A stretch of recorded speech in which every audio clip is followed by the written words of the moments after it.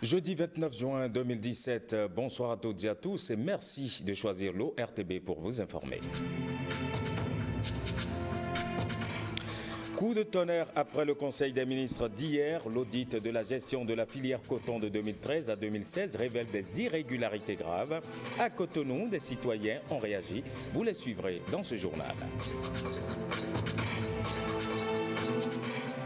À l'église protestante méthodiste du Bénin, après la réconciliation, l'heure est à l'Assemblée générale élective. Les travaux ont démarré ce matin au temple Shalom de Beto.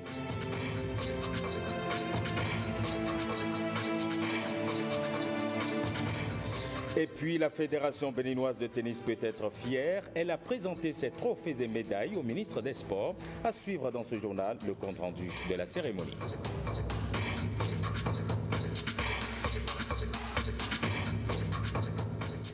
Bonsoir et bienvenue à tous. Reprise du procès des 10 accusés impliqués dans l'affaire ICC.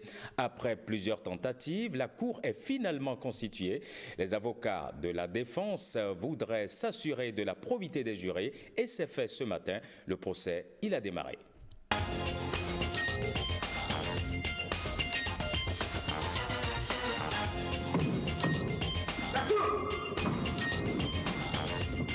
L'audience est ouverte. Et puis, je le disais, reprise du procès des 10 accusés impliqués dans l'affaire ICC Service. Les auditions sont toujours en cours. Héloïse Winanto, bonsoir. Bonsoir Serge Ayaka, chers téléspectateurs, bonsoir à vous. Vous revenez du tribunal pour un compte-rendu partiel des interrogatoires. Tout à fait. Affaire ICC Service, c'est un dossier lugubre et complexe, beaucoup de zones d'ombre. Et on en a entendu au prétoire ce jeudi.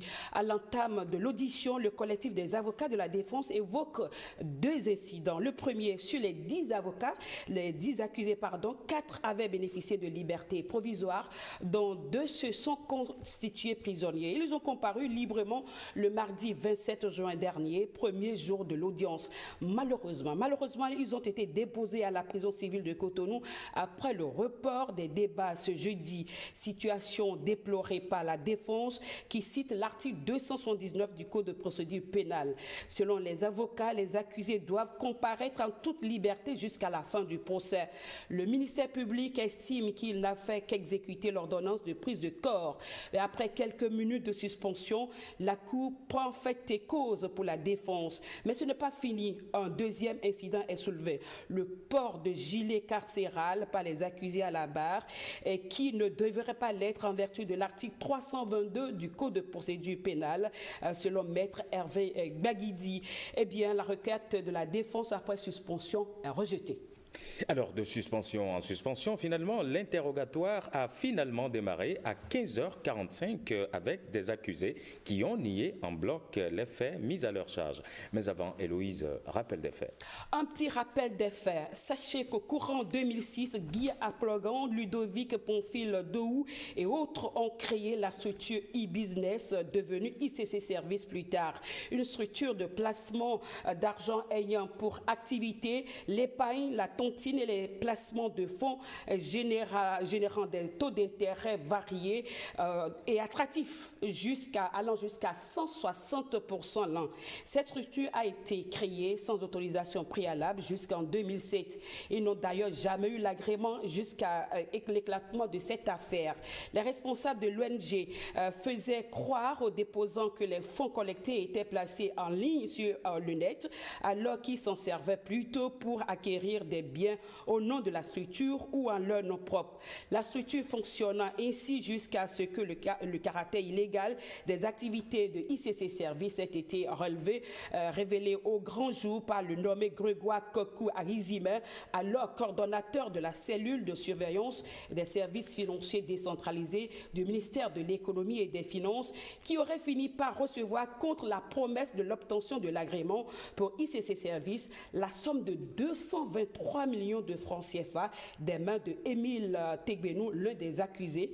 D'autres ont pris 300 millions, 38 millions. Ils n'ont même pas sponsorisé, ils ont eu même à sponsoriser la fête des femmes du palais de la République à l'époque. Ils se seraient même mis à la recherche de personnes censées de leur octroyer privilèges et protection, mais en vain. D'ailleurs, à l'interrogatoire, Émile Tegbenou a déclaré à la barre qu'ils ont rencontré l'ancien chef de l'État, la présidente de la République. Ce dernier aurait donné des instructions fermes à 2 de ses conseillers à l'économie de l'époque pour que l'agrément leur soit délivré.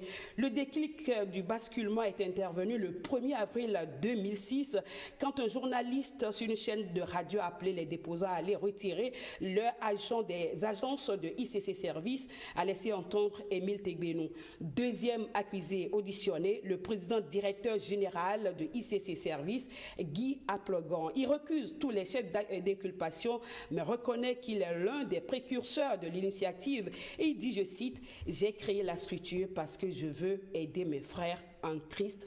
Fin de citation, Serge Ayaka. Héloïse, ça ne fait que commencer. Autre chose à retenir au procès ce matin? Oui, Herman Metton s'est constitué partie civile en son nom personnel et au nom des spoliés. Et si vous permettez, je vous donne rapidement la composition de la Cour. La Cour est présidée par Madame Célestine Bakpé, ministère public, les avocats généraux, Mac Robert Dadaglo et Seydou Boni Begounou. Et pour la défense, c'est un collectif de 9 avocats et les auditions se poursuivent actuellement. Merci beaucoup, Héloïse Winato. Et puis, vous retournez donc à la Cour. Tout à fait. Merci. Allez, à demain.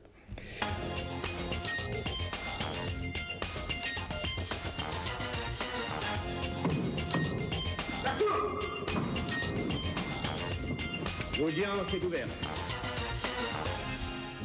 Et nous poursuivons ce journal. Le Conseil des ministres d'hier, mercredi 28 juin 2017, a rendu public les résultats de l'audit opérationnel, technique et financier commandité dans le secteur du coton au Bénin. Il en ressort de graves irrégularités dans la gestion des campagnes de 2013 à 2016, portant un préjudice estimé à 125 milliards de francs CFA. Une équipe de la rédaction a promené micros et caméras dans les rues de Cotonou ce matin. Voici les réactions des quelques citoyens rencontrés. Les conclusions du Conseil des ministres d'hier, nous l'avons lu, nous avons apprécié à tête reposée le contenu et nous avons été réjouis. Mais en même temps qu'on était réjouis, on était attristés. Pourquoi? Attristés pour la simple raison que des gens à qui le peuple avait eu foi en son temps l'ont déçu. Et je pense que ça va permettre aux Béninois de comprendre ce qu'on est en train de dire par rapport à la gestion qui a été faite de cette filière-là depuis des années et par rapport à ce qu'on a observé cette année où l'État n'a rien investi et que les résultats sont là. Si des gens sont épinglés par le rapport, eh bien, je pense que ceux-là doivent répondre de leurs actes. Nous sommes dans un état de droit et la jeunesse doit comprendre et connaître qui sont ceux-là, qui sont en fait des ennemis de la jeunesse. J'ai suivi ça, mais je vois que c'est très bon. C'est maintenant que les choses ont commencé. Parce que bon, les gens qui ont mal géré, ils sont en cachette. Et maintenant, nous disons que ça ne va pas, ça ne va pas. Si on n'a pas poursuivi cela, ça veut dire que donc rien ne va pas marcher. C'est la première fois que moi j'entends cela au Bénin, qu'il y a eu audit et on a publié comme ça les résultats de cet audit. Et vous voyez le montant qui est avancé, 125 milliards. Je n'ai pas dit 125 millions. À quoi est-ce que vous vous attendez? Ah, ça, c'est une belle question. Comme tout Béninois, je m'attends à ce que la justice fasse son travail et que les responsabilités soient situées et que chacun écope de ce qu'il doit écoper ou retrouve sa liberté. Je remercie d'abord le chef de l'État par rapport à cela. L'audit qui a été fait doit pouvoir montrer à tous les Béninois que les souffrances que nous sommes en train de vivre, ce que nous subissons aujourd'hui, n'est rien d'autre que la conséquence de la mauvaise gestion du régime passé. Par rapport à la SONAPRA, nous voyons aujourd'hui que le PR, le président de la République, est venu après le lancement de la campagne. Nous avons constaté qu'il y a 450 000 tonnes de coton du jamais vu au Bénin. Ça, c'est à saluer. Les Béninois n'ont qu'à remercier cela. Nous avons actuellement une justice libre de par ces actions. La seule chose que je vais demander aux gardes des Sceaux d'accélérer les choses. Et c'est une très bonne chose de sortir les choses que les gens aiment cacher dans ce beau et petit Bénin. Et ça nous permettra de savoir ce qui se passe dans les coulisses et ces choses-là pour lesquelles le peuple n'est pas au courant et pour lesquelles les gens pensent qu'il faut venir s'asseoir, reprendre la gestion telle qu'elle était, ne rien observer et continuer dans le même système. Je crois bien que le président Patrice Talon a bien fait d'auditer et de rendre public les résultats de l'audit. C'est une bonne chose, j'applaudis très fort. Je suis patient, je fais confiance en cette mesure où je vois venir les résultats, les bons résultats, que les dignes fils du Bénin attendent d'un dirigeant, d'un gouvernement, des dirigeants d'un bon pays qui veut mettre les bonnes bases pour la bonne gestion d'une cité aussi petite et aussi jolie, aussi beau que le Bénin. Le cadre de concertation sur la gouvernance au Bénin donne de la voix. Ses membres ont animé un point de presse pour apprécier la gestion politique actuelle. Ils se sont surtout prononcés sur la liquidation de certaines sociétés d'État. Suivez ici un extrait des propos de Laurent Métoyon. Il est le président du cadre de concertation. Tout le monde sait qu'il y a un enracinement de l'impunité. C'est le Conseil des ministres du 27 juillet 2016 qui le dit, qui parle de répartition déséquilibrée des ressources humaines, matérielles et financières, qui parle de faible utilisation des ressources humaines qualifiées au plan national. Ça veut dire que nous avons des ressources qualifiées au Bénin. C'est le Conseil des ministres du 27 juillet 2016. Ils disent également qu'il y a politisation à outrance du secteur. Tout ça là, c'est notre administration, ça. Quand on fait ce diagnostic, la décision qu'on prend, c'est de vendre ça à quelqu'un d'autre. Moi, mon problème ne se pose pas en termes de Move ou de MTN. Si l'Ibecom avait été bien géré là, mais on ne peut pas empêcher les privés d'arriver chez nous. Non. Mais notre propre patrimoine là, comment est-ce qu'il est géré? Tout le monde sait, le Conseil des ministres, que ça a été mal géré. Mais qui sont ceux qui ont mal géré? On fait comme le Fonds monétaire, la Banque mondiale. C'est-à-dire, quand il y a maladie quelque part là, dans tous les pays, c'est le même médicament. Si c'est la Nivaquine, c'est la Nivaquine qu'on donne à tous les pays. C'est le pass. Pendant ce temps, le gouvernement lançait hier l'un de ses projets phares, la création d'une cité de l'innovation pour la promotion de l'excellence africaine à travers le potentiel béninois. Plusieurs membres du gouvernement ont assisté à la cérémonie de lancement. Reportage, Jérôme Rongbo, Calvador Arouanou. C'est notre pari, mais c'est un pari... Semen City, c'est l'un des grands projets phares du programme d'action du gouvernement. Il entend créer un pont entre capital humain de qualité, entrepreneuriat, formation, afin de créer d'ici 2030 près de 200 000 emplois dont le tiers seront des auto-emplois. Avec Semen City, nous allons donner à la jeunesse les moyens pour devenir acteurs de l'économie du pays et créer de la valeur. Il ne s'agit là ni plus ni moins que de réparer des incohérences que nous avons constatées jusque-là. Nous avons une jeunesse active, une population active jeune très importante, un écosystème de start-up très dynamique, sans oublier la détermination du gouvernement à tout mettre en œuvre pour créer les conditions d'une relance massive et durable de l'économie. Enfin, nous devons rappeler ici que par le passé, nous avions déjà cette réputation, le Bénin était le quartier latin de l'Afrique.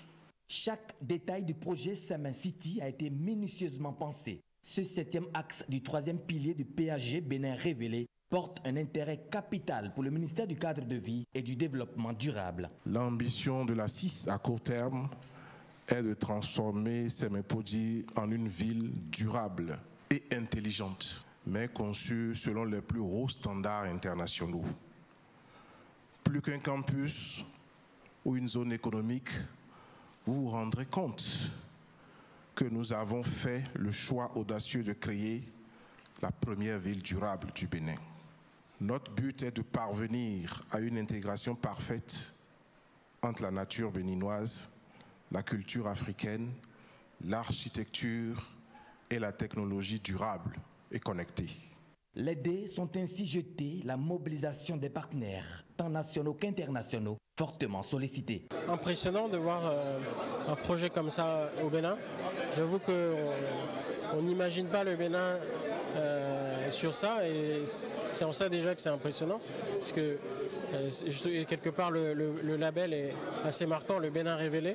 C'est comme s'il y a un renouveau du Bénin sur des questions qui sont des questions de pointe, en fait, sur les technologies, sur une nouvelle ville, sur une nouvelle manière d'appréhender l'éducation. Ce projet de construction d'une cité de l'innovation et du savoir, c'est un projet qui certainement permettra de propulser le Bénin très loin dans les firmaments internationaux. Non seulement que cela aura des retombées économiques très importantes sur le développement du Bénin, mais également sur notre réputation du quartier latin de l'Afrique, c'est-à-dire le berceau même du savoir en Afrique. Le bailleur de fonds que je suis, en tant qu'administrateur de la Banque islamique de développement, je peux vous garantir que nous sommes partie prenante. Nous soutenons fermement ce projet. Pourquoi? C'est un cas d'école. Et lorsque la première mouture du projet a été envoyée dans notre banque, à la Banque islamique de développement, croyez-moi qu'il y a un engouement extraordinaire de la haute direction autour de ce projet. C'est en cela qu'il faut donc rendre hommage au président Talon, qui a compris que le Bénin a des atouts, et que ces atouts, il faut maintenant les transformer pour impulser de manière durable l'économie nationale. Donc cet enthousiasme permet maintenant au Bénin d'espérer des ressources énormes à partir du groupe de la Banque islamique de développement pour qu'on réussisse ce cas d'école et que les autres pays membres puissent réellement en profiter et qu'on fasse une dissémination de la création des structures comme la Cité de l'économie du savoir que le Bénin, à travers le président Talon, veut montrer au monde. Le gouvernement entend ainsi bâtir, de concert avec le secteur privé, un nouveau modèle de croissance inclusive et durable fondé sur l'innovation Made in Africa. Enseignants alcoolos ou amis des milieux douteux, attention, vous êtes suivis à la trace. Dans le Borgou, ils sont déjà 24 à en avoir fait les frais. Le directeur départemental des enseignements secondaires, techniques et de la formation professionnelle veille au grain. Garba Ayouba est clair, le milieu scolaire doit être assaini pour améliorer ses rendements. Les détails avec Ronald Robinson et Cadnel Capo. L'alcoolisme et le métier ou la profession d'enseignant ne font pas bon ménage. Des enseignants qui tombent devant leurs apprenants, j'ai encore enregistré des informations d'enseignants qui sortent nuitamment, fréquentent des milieux moins indiqués tels que les bars, qui sortent avec leurs élèves dans des postures inconcevables. C'est le monde à l'envers, d'après le directeur départemental de l'enseignement secondaire du Borgou. Des enseignants auteurs d'abus sexuels ou foulant aux pieds les inspections pédagogiques et autres principes déontologiques. Bref, des enseignants à l'antipode des modèles qu'ils sont censés être pourrissent le milieu scolaire. Des sanctions sont déjà tombées sur 24 d'entre eux dans le Borgou.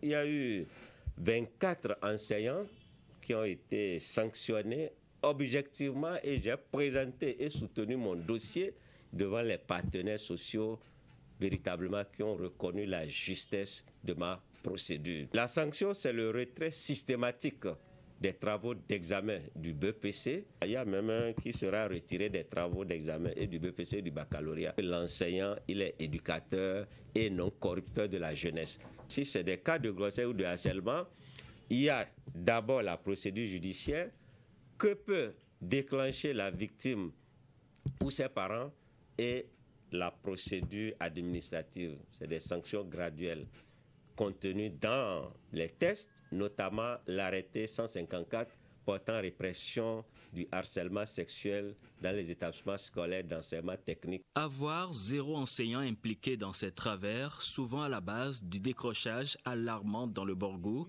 voilà le combat des autorités malgré la complicité coupable de certains parents d'élèves. Certains acceptent parce qu'ils veulent s'en débarrasser de leur fille.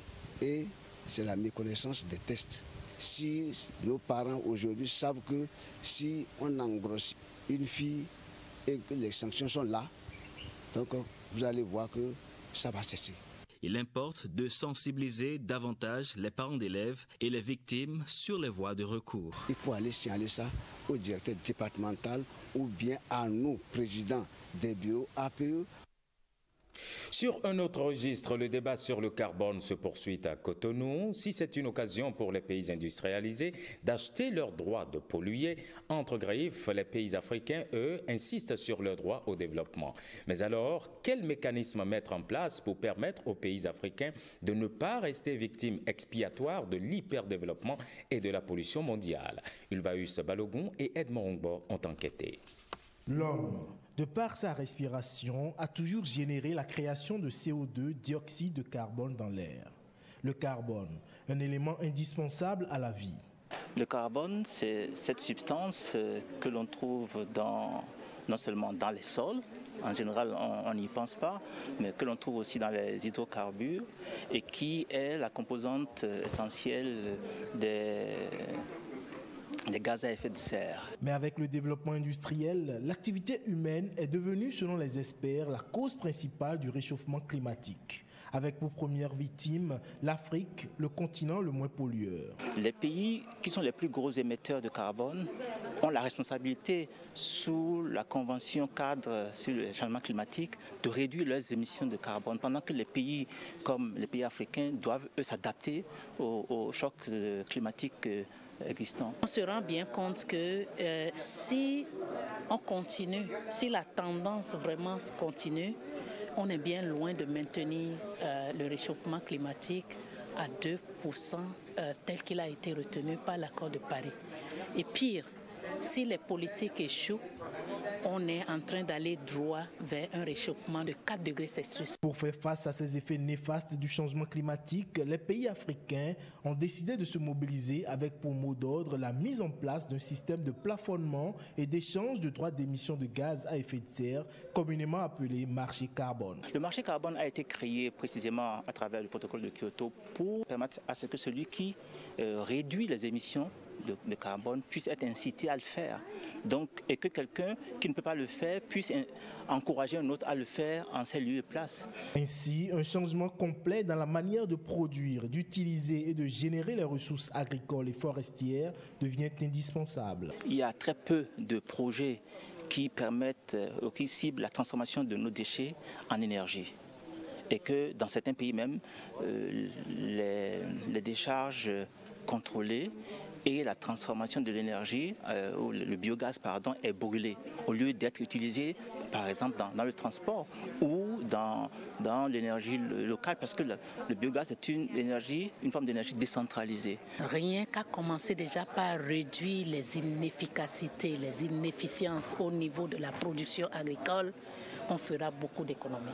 On a plus de 40 milliards qu'on perd sur les questions d'écosystème, la faune, la gestion illicite, le commerce illicite de la faune et de la flore. Le marché carbone apparaît alors comme un bon outil pour favoriser une véritable transition énergétique et permettre de mutualiser les efforts des pays africains. Il faut que le secteur privé béninois et africain s'empare de ces règles-là et voir comment est-ce que, à travers la production d'énergie, à travers la transformation agricole, à travers la gestion des déchets, que ce soit déchets agricoles ou déchets urbains, comment est-ce qu'on rentre dans cette dynamique-là et comment est-ce qu'on tire avantage de ces ressources financières pour pouvoir investir différemment, investir durablement. Encourager des politiques nationales non polluantes grâce aux énergies renouvelables devient la solution pour imposer un système décarbonisé, adapté au changement climatique et une justice sociale et environnementale. Parlons à présent religion. Les fidèles de l'église protestante méthodiste du Bénin sont en assemblée générale. C'est une rencontre qui vise essentiellement à élire de nouveaux dirigeants pour l'EPMB. Les travaux se déroulent sous le signe de la réconciliation. Yva Godopessi, Oceana Moussou et Jean-Claude James. Ce synode général de réconciliation et de réunification annonce la fin du mandat d'1 an de l'organe transitoire de gestion. Une nouvelle équipe aura désormais à charge l'Église protestante méthodiste du Bénin au terme des travaux. Une rencontre placée sous le sceau de l'Esprit Saint. Esprit Saint, viens réconcilier ton Église. Mais pour que la réconciliation s'opère, il importe que disparaisse la cause de l'inimitié. le péché. L'esprit qui est notre conseiller est l'esprit de paix dans un monde violent. Un balai de messages de soutien a marqué l'ouverture des travaux. Au nombre de ces messages, le mot du représentant du chef de l'État et la prière de Sœur Marie Valérie. À l'ouverture de ce synode, je prie le Seigneur de déverser en abondance ses grâces sur vous afin que tout se passe sous le regard de Dieu et dans le souffle de l'Esprit Saint, et que plus jamais nous n'en arrivions à ce qui nous a divisés jusque-là. Que le synode se passe dans de très bonnes conditions, que nous assistons à une bonne élection et qu'après l'élection, l'Église retrouve sa plénitude. Que notre Église ne soit plus divisée, qu'il est beau qu'on retrouve en ce moment tous les pasteurs de synode et de conférences, comme on le disait entre-temps, assis côte à côte. Il serait également bon qu'à compter du 2 juillet 2017, qu'on ne parle plus de synode, qu'on ne parle plus de conférences, que l'Église soit une, qu'elle soit indivisible et qu'elle soit encore plus forte. Il faut rappeler que l'organe transitoire de gestion a vu le jour le 3 juillet 2016 sous le regard effectif du président de la République.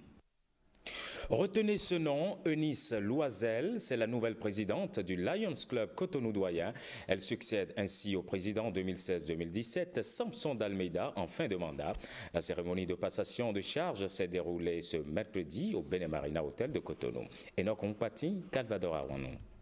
Que cette charte puisse revenir à une femme, c'est une bénédiction pour moi. Aux âmes bien-nées, la valeur n'attend point le nombre des années. Il était jusqu'à ce mercredi le président en exercice 2016-2017 de Lions Club Cotonou-Doyen. Samson d'Almeida, puisque c'est de lui s'agit, a su imprimer sa marque à cette association entre-temps constituée en majorité de personnes âgées. Le désormais ex-président passe le témoin à son successeur. C'est une joie et un grand bonheur de transmettre les rênes d'un club aussi conservateur que Cotonou-Doyen à une femme. Et c'est une bénédiction, comme on le dit. Nous invitons les Béninois à croire au club service, afin de soulager véritablement la misère et les peines de nos populations. Une femme à la tête de Lions Club, une première dans l'histoire de cette association. Mieux, elle se rajeunit. Le club a fonctionné uniquement avec des hommes et c'est il y a à peu près 4 ou 5 ans que le club est passé en phase de mixité. C'est un très grand honneur pour moi, avec beaucoup de challenges, mais je n'ai pas peur. Je sais qu'il y a beaucoup d'aînés dans le club qui vont me soutenir à conduire convenablement mon mandat. Cette assemblée générale consacrée à la présentation du rapport d'activité de Samson d'Almeida a aussi permis l'intronisation d'un nouveau lion. La nouvelle présidente, quant à elle, entre dans la plénitude de ses fonctions dès le samedi. Et on termine ce journal avec du sport. Après une très belle saison, la Fédération béninoise de tennis a décidé de rencontrer le ministre des Sports. À la salle de conférence du ministère, son président a présenté au ministre Romeki les médailles remportées. Plus de précisions avec Hugues Zinsouzuno. La Fédération béninoise de tennis a présenté au ministre des Sports, Oswald Omeki, beaucoup de breloques en or, en argent et en bronze. Ces médailles sont le fruit d'une belle saison réalisée par les athlètes béninois. Vous avez été l'un des présidents de fédération qui n'hésite pas à mettre la main à la poche, comme l'ont reconnu vos collaborateurs, et qui comprend donc que quand on dit subvention, ce n'est pas une prise en charge intégrale.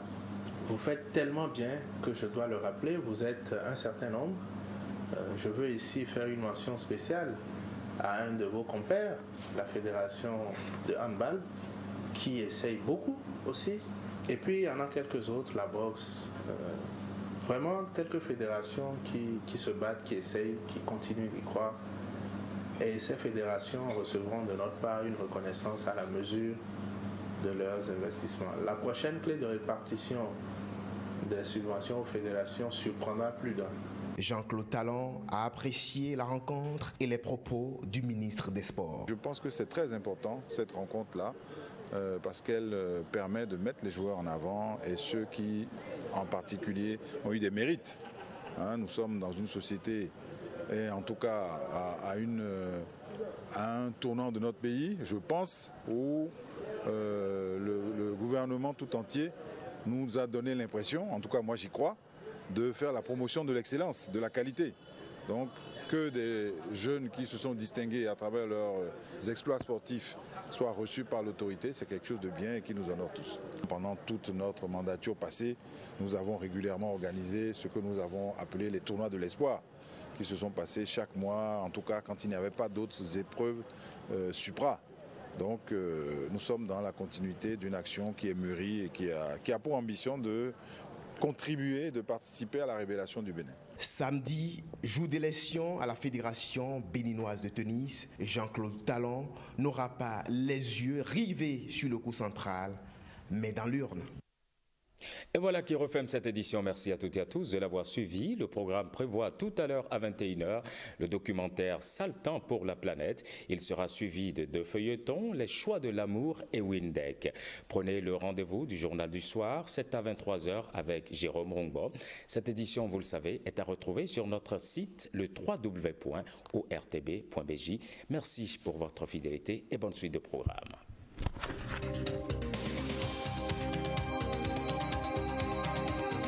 Prenez le prochain rendez-vous du journal de 20h avec G6.